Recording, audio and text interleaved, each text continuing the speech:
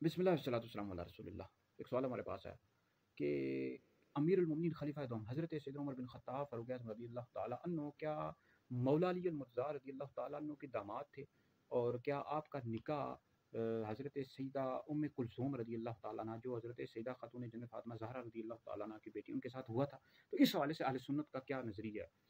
دیکھیں، اہل سنت کی جتنی بھی تاریخ کی سیرت کی کتب ہیں، تمام اہل سنت کا اس بات پر اتفاق ہے کہ امیر المومنین خلیفہ دوم امام العادلین حضرت سیدنا عمر بن خطاب فاروق اعظم رضی اللہ تعالیٰ عنہ کا نکاح یہ حضرت سیدہ ام کلثوم رضی اللہ تعالیٰ عنہا کے ساتھ ہوا ہے۔ یہ مولا علی المرتضیٰ رضی اللہ تعالیٰ عنہ کی بیٹی تھی اور سیدہ فاطمہ زہرا رضی اللہ تعالیٰ عنہا کی بیٹی تھی۔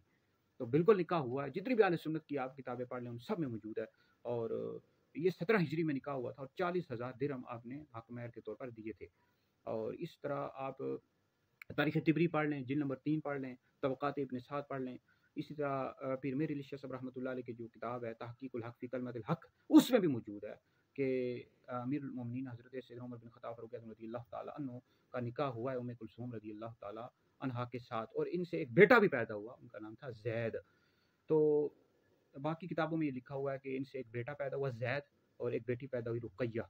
تو جتنی بھی اہل سنت کی کتابیں، اہل سنت کا سب کا اس بات پر اتفاق ہے۔ جو شیعہ روافظ ہیں وہ اس بات کا انکار کرتے ہیں، لیکن ان کی بھی جو تاریخ کی کتاب ہے تاریخ الیعقوبی، اس میں موجود ہے کہ سیدنا فاروق اعظم رضی اللہ تعالیٰ عنہ کا نکاح ام کلثوم رضی اللہ تعالیٰ عنہا کے ساتھ ہوا ہے۔ تو یہ ہم لکھتے ہیں اہل سنت کہ آپ مولا علی المرتضیٰ رضی اللہ تعالیٰ عنہ کے داماد تھے، بالکل لکھ سکتے ہیں، کوئی حرج نہیں ہے، ٹھیک ہے جی۔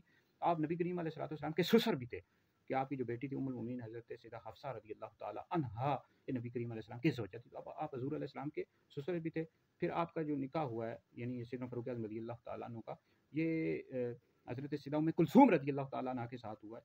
تو یہ آپ مولا علی المرتضیٰ رضی اللہ تعالیٰ عنہ کے داماد بھی تھے، دوسرے خلیفہ راشد بھی ہیں، نبی کریم علیہ السلام کے ساتھی بھی تھے۔ تو اہل سنت کا یہ عقیدہ ہے کہ انبیاء علیہ السلام کے بعد سب سے افضل ابو بکر ہیں، پھر عمر ہیں، پھر عثمان ہیں، پھر علی ہیں۔ جو شخص مولا علی کو ابو بکر عمر سے افضل بتایا ایسا شخص گمراہ بدین ہے اور اہل سنت سے خارج ہے۔